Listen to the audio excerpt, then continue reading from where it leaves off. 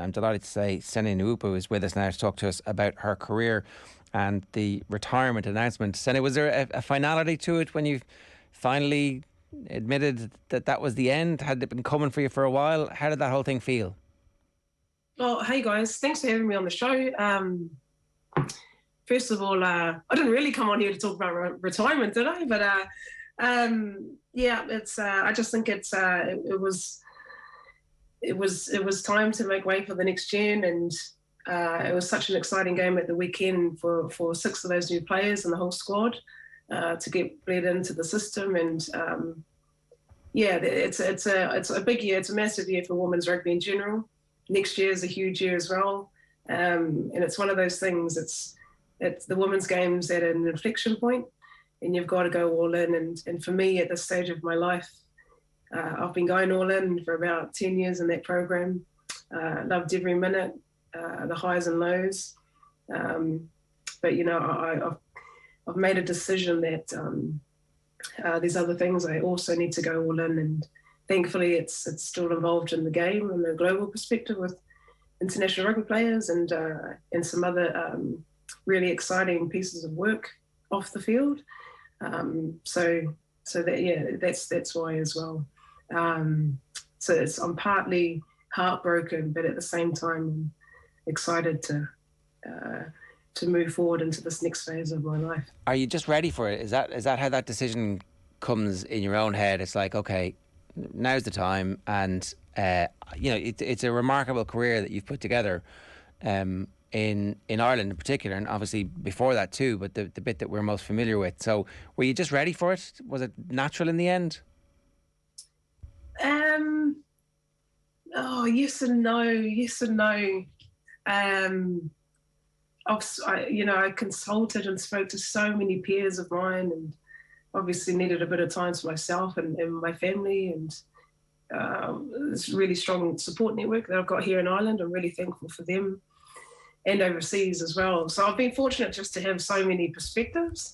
But yeah, I think it is the right time. You know, Japan is a historic tour, a couple of games, the next regional competition, which is our Six Nations on this side of the world. On the other side, it's like your Pac Fours and Asian competitions around that March, April window. That's huge. Our girls have got to, place top 3 in that to make the top division in the global comp, which will be the first time. We launch that next year. So that WXV starts next year. That'll be huge. So we've got to qualify for that top tier or 3 tiers. So that'll be around the window just before the Men's World Cup next year. So, all of those sorts of things have come into play with my decision. And certainly what that means for the next couple of years for the program, for the pathways as well. So domestically, what do our windows look like? What are the timings of that to maximise our talent going into the global window? And then obviously for that 25 World Cup in England. So there's a lot of those sorts of factors for me from a strategical thinking that I work in strategy in my off-field and things like that. So I considered that perspective for the best thing for Ireland in terms of the experience that our girls need and the time in the saddle, our 10s, 12, 13s need as well. Your number 1 playmakers, second playmakers, depending on your shapes, whether it's the 13 as your second playmaker or whatever it is. But those girls need time in the saddle, and I've had my time. I've been fortunate over a number of years from New Zealand and experienced a little bit in Japan and in the UK as well, and certainly here in Ireland. So I'm just really excited for the girls. I'll still absolutely be involved in the game, and I'll still as much as I can stay fit just in case.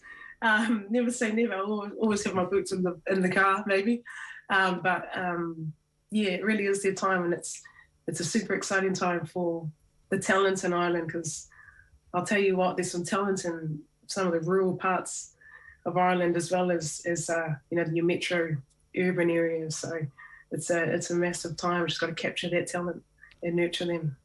What were the emotions like watching the team at the weekend for the first time not being an Ireland player? Oh, super question. Jeepers. It was an emotional week as it was anyway. I was actually, Yeah, it's a great question. I was really proud of the girls. I thought that I was watching the game from a lens as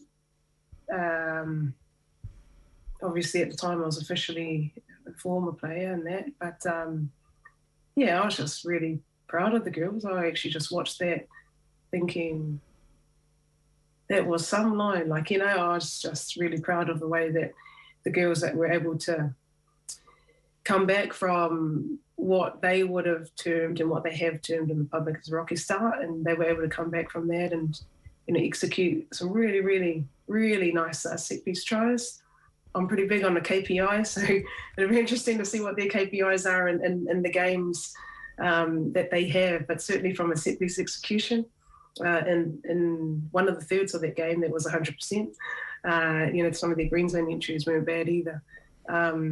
Ruck speed as well. Really impressed with some of you know, the quick ball that Elsa was able to get away. Obviously, some areas to work on, but yeah, overall, I was really happy with how Dana and Inyas and Aoife as well. Dana and Aoife are new recruits at Old Belvedere, so looking forward to sort of you know, supporting them as well. And Inya, obviously, super player, and the best is yet to come from her as well. But I know they would have done a lot of analysis on Japan's defence, and to be fair, Japan's defence wasn't the greatest from set piece, especially. Some of their systems were caught quite narrow on the inside, so they were able to execute that with their DSPs, and DSPs won out. So that was really good to see that they're thinking like that, the backline. So I was thinking like that watching the game. What are your highlights? We had Niamh Briggs on yesterday, and she was saying she had a good long chat with you recently enough, and kind of talked about the memories that you guys have and that you'll always have that you made together as a successful team. For you, when you were making a statement and ringing people and saying, okay, my time in an Ireland jersey is over, what are the things that actually stood out for you? Oh, Jesus, you're going to make me cry on the bloody Zoom here. Briggs is one of my favourite players to play alongside. All of the players I've had the honour and privilege to play alongside. I've never received a switch pass like that before. Was probably scored every time. And then to be coached by herself and then Greg in the last campaign for my career, for members of that 2013-2014 squad that inspired my comeback to 15s in the first place, was something that I placed a lot of meaning into. Yeah, she herself and your Tanya Rosses and your Nora Stapletons, Jeannie Murphy. Oh, it was a special time for me personally, because I look up to them. We're all very good friends, obviously, but I still look up to them. And, you know, in part, while my journey started as a 13-year-old from a small town of Oamaru, and fortunate to play with some of the best players in the world from New Zealand as well. But certainly I was just so inspired by that group. And then I suppose that actually was part of my motivation for the next couple of cycles I've been fortunate to have been involved in, because I wanted to give that moment to the young girls coming through. Most of it didn't go to plan, but I'm at peace that I gave it everything, and that our team, Kira Griffin, superb leader, Lindsay Pete, Claire Malloy, so many incredible players there, who I got to learn and laugh and live and train and play alongside. It was just phenomenal. And you know, it's those little moments and that type of lifestyle that I suppose, you know, you never take for granted. And for me, certainly every moment, I loved, even to the point where that pain of missing the World Cup and the years of hard work that we put into that particular cycle, in the cycles before, the way we came together as a squad, you know, I'll always remember that. And those are the true high stakes of high performance sport.